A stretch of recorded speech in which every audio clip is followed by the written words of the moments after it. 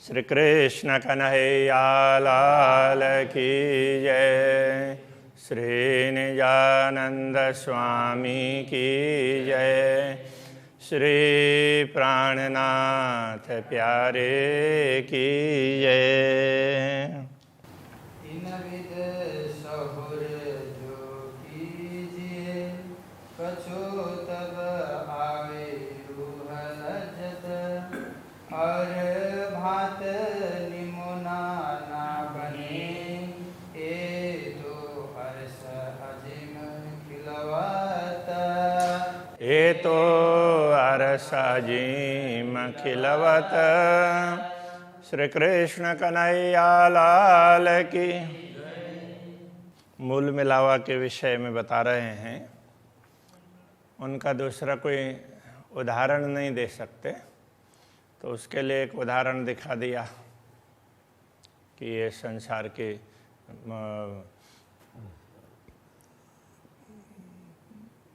इस मृत्यु लोक की कोई भी किसी भी वस्तु की चमक को ज्योति हो, वो वैकुंठ के सामने तो कुछ भी नहीं है। तो ऐसे ही करोड़ों वैकुंठ की ज्योति भी हो, इकट्ठी होती हो, तो अक्षरधाम के सामने कुछ भी नहीं है। तो उसी प्रकार से यहाँ आगे अब उस बात को और बढ़ा करके आगे तक उसी बात को कहना चाह रहे हैं। आगु नूर मकान की कंकरी, देखत ना कोट सुर। अक्षरधाम का एक कण हो, धूल का एक कण हो, उससे उसके सामने करोड़ों सूर्य भी दिखाई नहीं देंगे। कहने का तात्पर्य, अक्षरधाम के धूल का एक कण से जो प्रकाश निकलता है, तो वो प्रकाश करोड़ों सूर्य से भी विशिष्ट होता है। उनके सामने करोड़ों सूर्य का प्रकाश भी निस्तेज होता है, इतना ज़्यादा प्रकाश है। तीन जिमी नंग रोशनी, सो कैसे ओसी नूरा। तो ऐसे धाम के वहाँ रत्न का प्रकाश होगा तो कैसा होगा, और विशेष प्रकार का होगा ना। ये नूर मकान कया रसूले, आगो जाए न सके क्यों ये कर। रसूल ने जब बात कही दर्शन के समय पर, तो वो जिब्रील फरिश्ता भी उनको वहीं तक ले गया, उससे आगे नहीं ले जा सका। तो उससे आगे का क्या हो, कैसा होता होगा, परमधाम का कैसा होता होगा, वो कहना चाह रहे हैं। तीन लाहु तमें क्यों पहुँचही, जित जले जब राहिल पर। तो ऐसे दिव्य धाम में पहुँच कैसे सकते हैं, हर कोई तो पहुँच ही नहीं सकता है। जिब्रील के भी पंख जलने लगे, वो भी जा नहीं सका। ये देखो तुम रोशनी हक अर्श इन हाल। अक्षरातीत धामधनी के इस दिव्य परम धाम के एक कण के प्रकाश को जरा सा विचार करके तो देखो। जित पर जले जबराइल, कोई फिरस्ता न इन मिसाल। सारे फिरस्तों में सबसे श्रेष्ठ यही माना गया है, तो वो भी वहाँ तक नहीं जा सका, तो कितना विशेष स्थान होगा। महराज हुआ मोहम्मद पर, नेकति ने किया रोशन। रसूल को महराज हुआ तो उन्होंने उसके विषय में थोड़ा सा बताया, बस उल्लेख किया। अब मुतलक जाहिर तो हुआ, जो अरश में मोमिन होतन।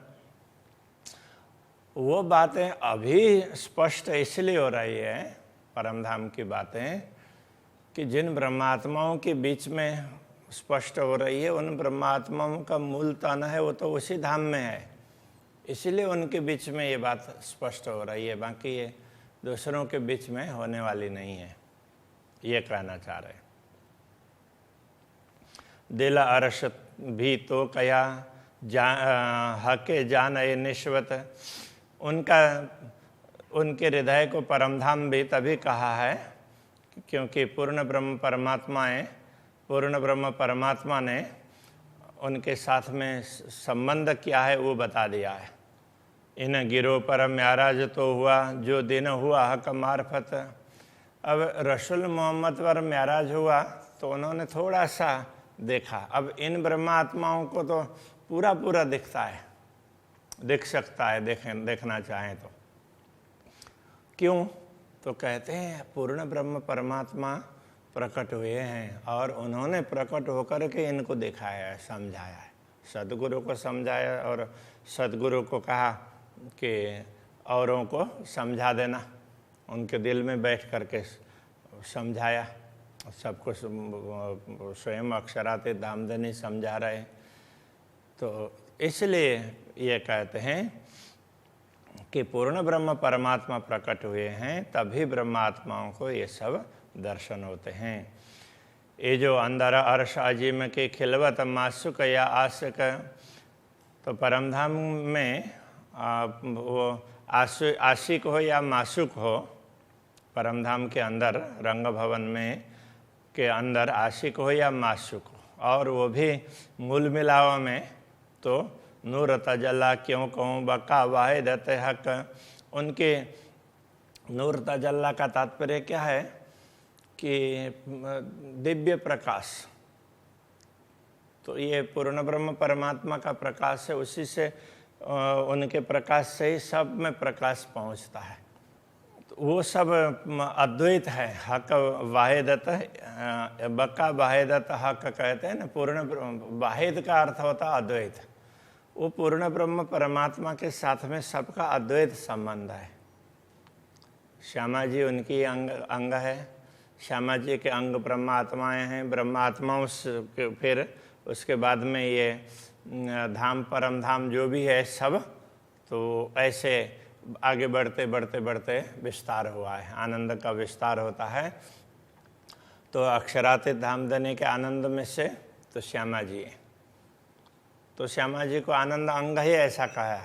अब अक्षरातीत धामधनी के पास आनंद नहीं है ऐसा तो है नहीं, क्योंकि परमधाम में कोई चीज़ कहीं से इधर आती है तो वहाँ भी होती है और इधर भी आती है। तो धामधनी के पास तो है ही मूल रूप में। तो उनसे ही श्यामा जी में, श्यामा जी से फिर ब्रह्मात्माओं में, फिर ब्रह्मात्माओं से तो परमधाम के सारी सामग्री, तो वो खूब खुशहाली का पशु पक्षी वगैरह सारे उनको जो भी ब्रह्मात्माओं को आनंदित करने के लिए परमधाम की सामग्री हैं, तो वो सारे तो सब के सब अद्वैत है।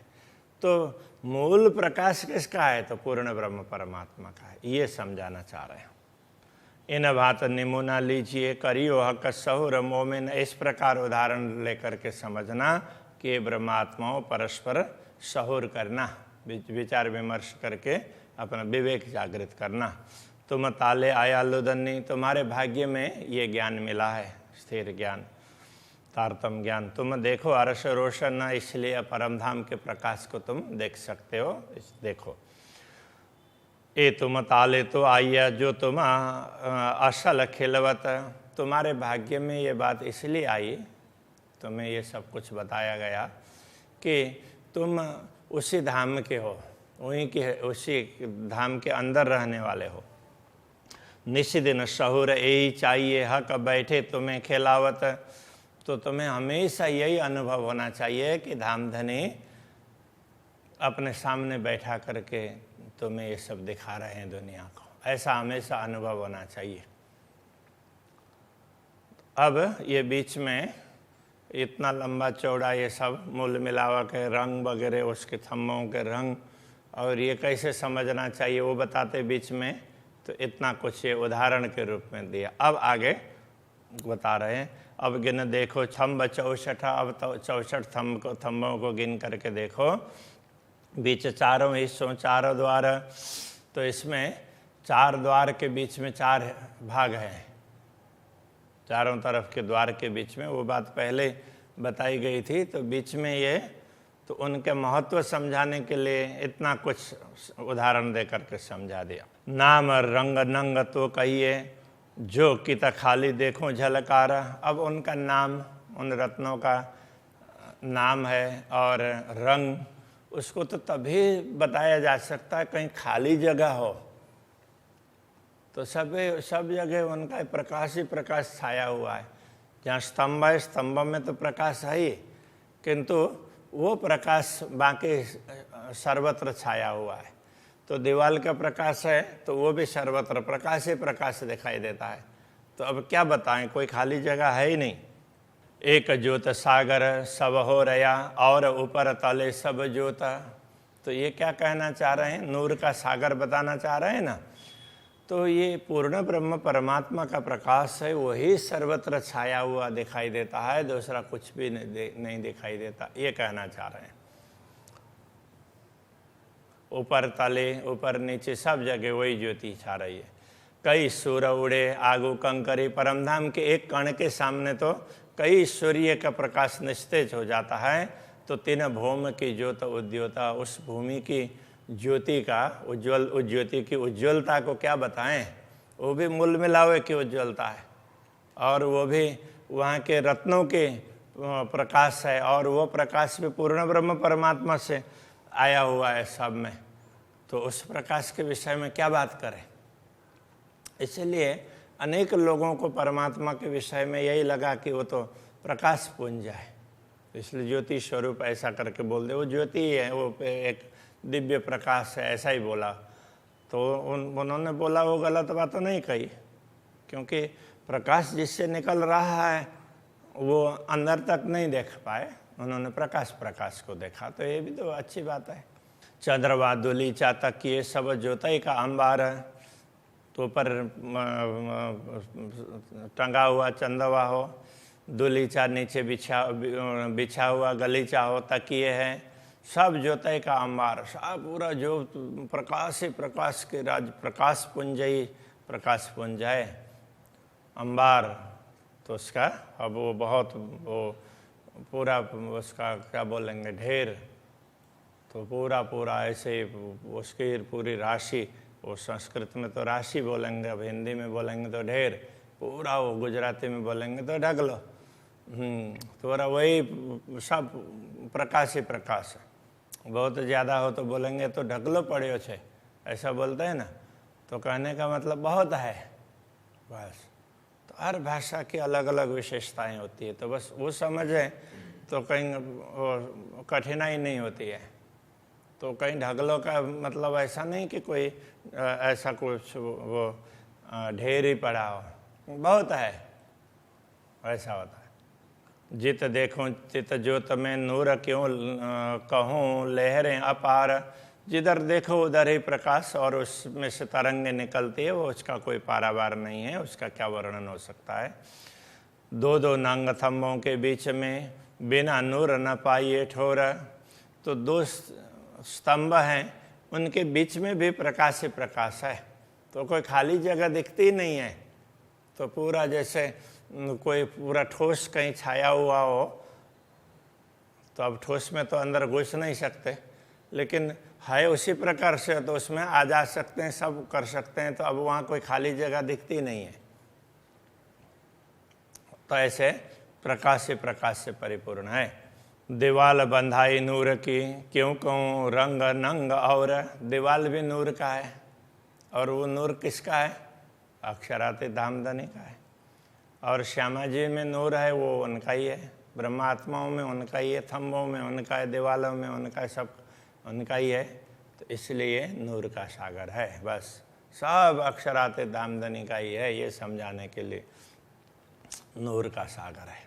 बीच खाली जित जाएगा तित लड़त थम्बों का नूर, बीच में कोई खाली जगह होगी तो वो भी थम्बों का प्रकाश है, वो परस्पर ऐसे एक वो इधर से भी आता है उधर से भी आता है, वो भी इकट्ठा होता है, तो मानो वो लड़ रहा हो।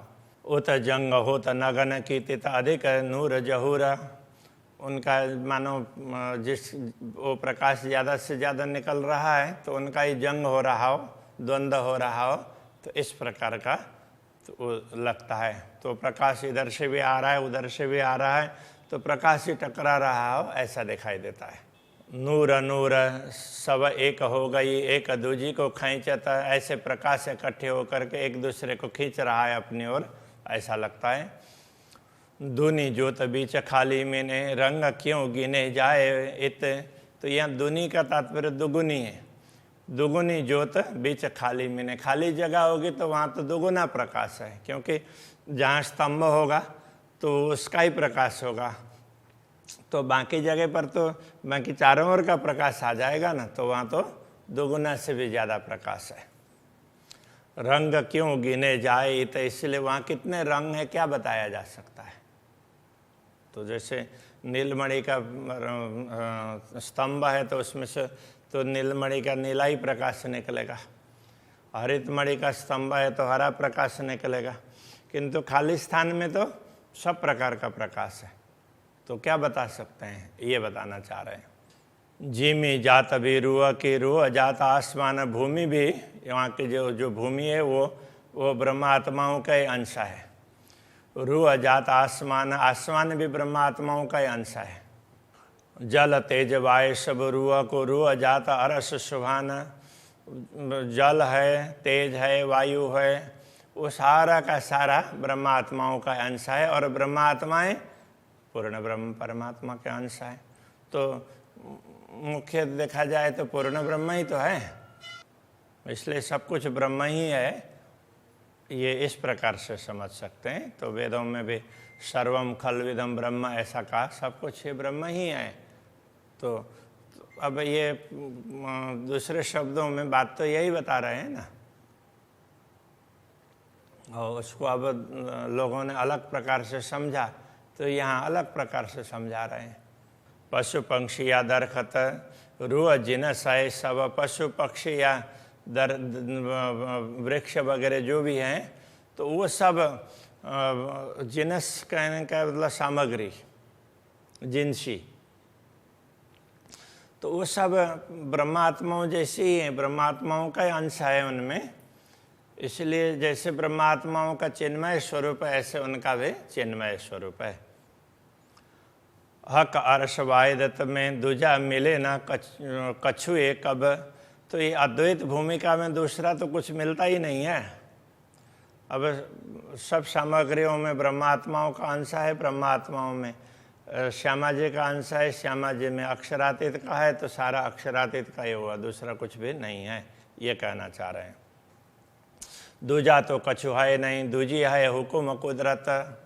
हाँ, यहाँ अब एक विशेष बात समझा रहे हैं। देखो, तो परम धाम में दूसरी कोई बात तो है नहीं। यदि दूसरी कोई बात है तो वो राज्य के हुकुम आदेश, तो उसकी जो प्रकृति है, उसका चमत्कार है वो अलग है, क्योंकि जो परमधाम में नहीं है उसको भी दिखा देता है वहाँ पर। यदि उसमें कोई अलग वस्तु लगती हो तो वो एक ही है, तो वो कैसे समझाना चाह रहे हैं। उसी के कारण है तो परमधाम में बैठे बैठे नश्वर दुनिया को दिखा दिया, बाकी तो परमधाम में नश्वरता कहाँ दिख सकती है। तो यदि कुछ भिन्नता है तो बस राज्य के आदेश में ही है, तो राज्य चाहेंगे तो वो कुछ भी दिखा सकते हैं, बाकी ऐसे सामान्य रूप से कुछ दिखने वाला नहीं है। तो ये कहने का तात्पर्य है। सो पैदा फना देखने की फना मिले न माए बायदत, तो पहला पैदा फना जो देखने के लिए दिखा दिया, तो परमधाम में ये तो होता नहीं है। तो बस अंतर है, तो बस यही है। राज्य चाहते हैं तो कुछ भी दिखा सकते हैं, तो उनके आदेश में ये चमत्कार समझो अथवा सामर्थ्य समझो या जो कुछ भी हो, बस अंतर है तो इतना ही अंतर है। जो कछुए चीज अरस में सो सब बायदत माहे, परमधाम की जो भी सामग्री है वो सब अद्वैत के अंतर्गत ही आती है। जरा एक बिना वायदत सो तो कछुए नाही, अद्वैत के अतिरिक्त वहाँ कुछ है ही नहीं। तो वो सब अद्वैत है तो वो अखंड है, अविनाशी है, सच्चिद आनंद स्वरूप है। किंतु अब नश्वर दिखा देते हैं तो राज्य दिखा सकते हैं बस। तो उनके आदेश में वो चाहें तो वो कुछ भी दिखा सकते हैं, बस यही अंतर है। बाकी कोई अद्वैत के अतिरिक्त परमधाम में कुछ है नहीं। एक खिलवतः का नूर की नूर आला नूर मकान, तो ये जो खिलवत एकांत स्थान है, मूल मिला हुआ है, तो अक्षरातीत पूर्ण ब्रह्म परमात्मा का है। इसलिए नूर आला नूर मकान। तो नूर आला, आला कहते हैं मुख्य को, श्रेष्ठ, सबसे उत्तम होगा। जैसे किसी पार्टी का हाई कमान होता है, उसको आला कमान बोल देते हैं। तो इस प्रकार से सबसे महत्वपूर्ण, मुख्य। तो ये नूर आला कहने का तात्पर्य भी यही है। तो वो सब वो उनके ही प्रकाश से है और उनसे ही सब कुछ है। नूर मकान वो सब उनसे ही है। उनके वो ये नूर मकान कहने से अक्षरधाम ही कहा हो ऐसा नहीं है, कि जो भी जो भवन वगैरह जो कुछ भी है सब कुछ वो पूर्ण ब्रह्म परमात्मा का ही। अक्षर ब्रह्म भी तो उनके ही है। तो उसको एक अलग समझाना होगा तो वह नूर मकान कहने से अक्षरधाम हो गया।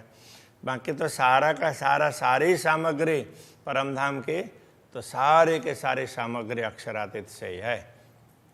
बिछौना सब नूर का, सब नूर का सामान, तो सारे सामान बिछौना से लेकर सब कुछ अक्षरातीत धामधनी के नूर का दिव्य तेज से ही है।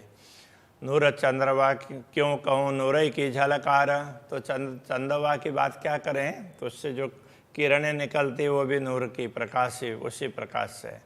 तले तरफ सब नूर की देखो नूर की नज़र, ऊपर तले सब सर्वत्र जिधर देखो देखने की दृष्टि है वो भी प्रकाश की है। रूहें मिलावा नूर में बीच कठेड़ा नूर भरा, तो ब्रह्मा आत्माएं तो इसी नूर बैठक में ही हैं।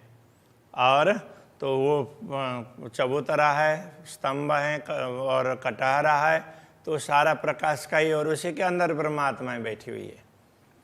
थम्ब तकिए सब नूर के, कछु और ना नूर बिगर, स्तंभ तकिए वगैरह ये सारे वो प्रकाश के ही हैं, उसी अक्षरातीत धामधनी के दिव्य तेज से ही अभिभूत हैं। उनका तेज का ही, उनके नूर का ही अंश है, उनके प्रकाश का ही अंश है, इसलिए उसके अतिरिक्त तो कुछ है नहीं। तखत शोभित बीच नूर का, बीच में मूल मिलाव के बीच में सिंहासन है, तो वो भी उसी का है। नूर में युगल किशोर, और युगल किशोर उस सिंहासन में विराजमान है, तो वो भी वो उसमें वो भी प्रकाश के अंदर दिखाई देते हैं, और प्रकाश उनसे ही निकल रहा है। बैठे हक बड़ी रुआ नूर में, नूर शोभा अति जोर। अब ये किस प्रकार से बताते हैं, देखो वो सिंहासन है तो वो सब अक्षरातीत धामधनी की नूर से ही है, और उसके अंदर फिर राजश्यामा जी विराजमान होते हैं।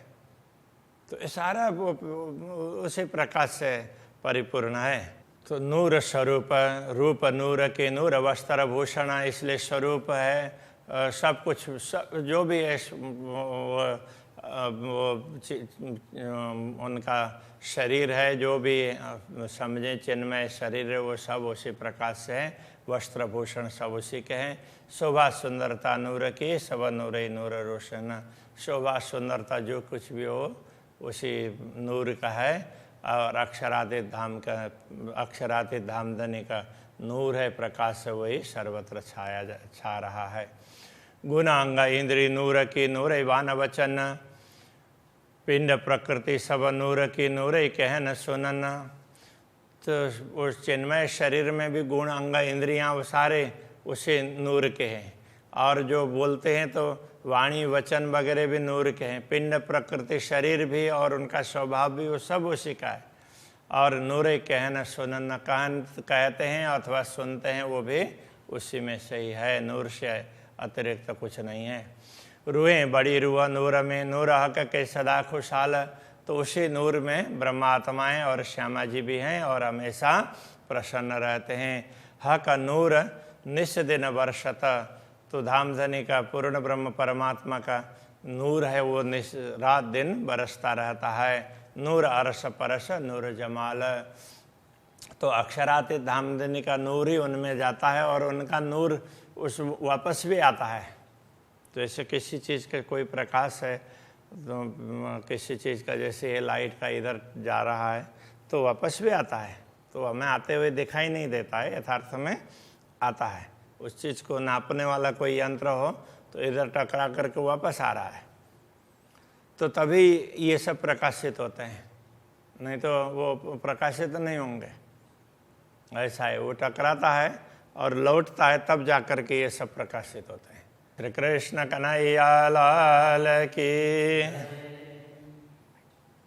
नूर अरस परस नूर जमाल, नूर अरस परस नूर जमाल। रूहें बड़ी रूह रूहें बड़ी रूह नूर में, नूर हक के सदा खुशाल, नूर हक के सदा खुशाल, नूर निस दिन वरसत, हक नूर निश दिन बरसत, नूर अरस परस नूर जमाल, नूर अरस परस नूर जमाल, अरस परस नूर जमाल, नूर अरस परस नूर जमाल।